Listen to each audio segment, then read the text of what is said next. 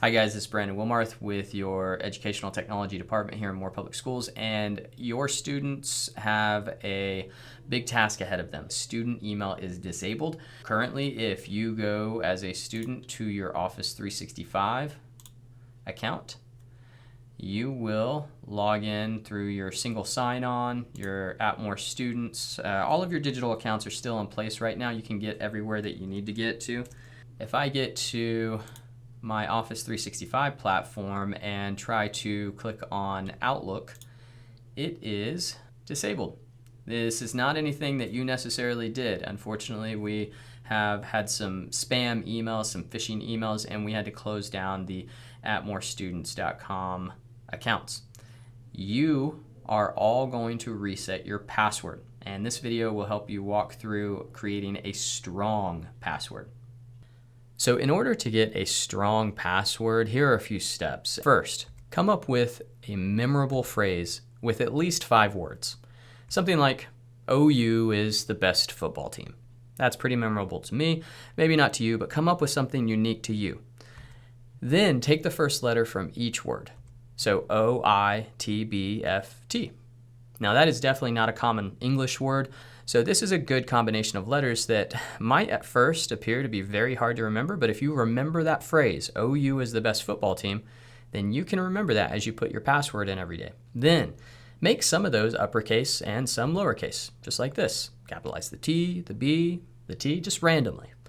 Then think of a memorable date or at least a 3-number combination to make that at least a 8-character total password. For instance, 2001 was OU's championship win, so if I added this at the end of my current password, it would basically be something that I tell myself, OU is the best football team 2001. Do not use your birth date or your home address or anything that is personally identifiable to you. So use a random date or a random set of numbers that means something to you.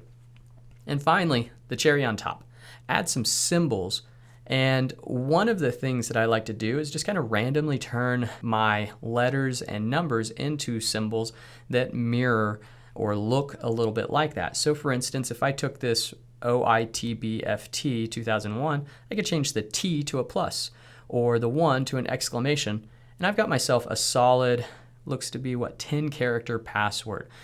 Once you have your strong password in place, you're going to go find a Windows 10 computer. This will not work on an iPad or a Chromebook. You're going to go to a library, media center, a Windows 10 laptop, log in with your first and last name and your old password. You're going to get this screen that says that your password must be changed before signing in. Use that new strong password right here once and then confirm, and then hit the arrow, be sure not to cancel, and then you'll get this screen right here as you log in, and that's it. In summary, student email is disabled until further notice. We have to go through and clean up all of the impacted students, potentially teacher accounts, and all of the mailboxes. So if they put them on their phone, we need to make sure that we delete there and reactivate with their new passwords. So every 7th through 12th grade student is going to reset their district password to something that is at least 8 characters with upper and lowercase letters, numbers, and a special character.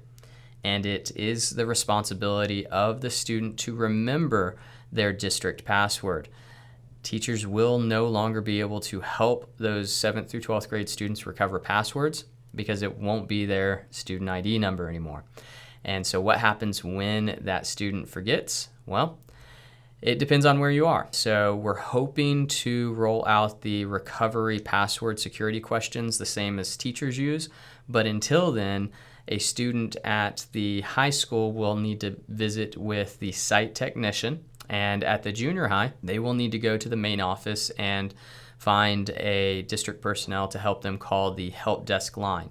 Principals will have all of the information on this. So we hope this video has helped you understand the process, and we know it's an inconvenience, but we absolutely prioritize student safety, including their student data and digital accounts. And this is the best thing that we can do right now. If you have any questions at all, you can always email edtech@mooreschools.com, and you can get the educational technology department. We'll do whatever we can to help out.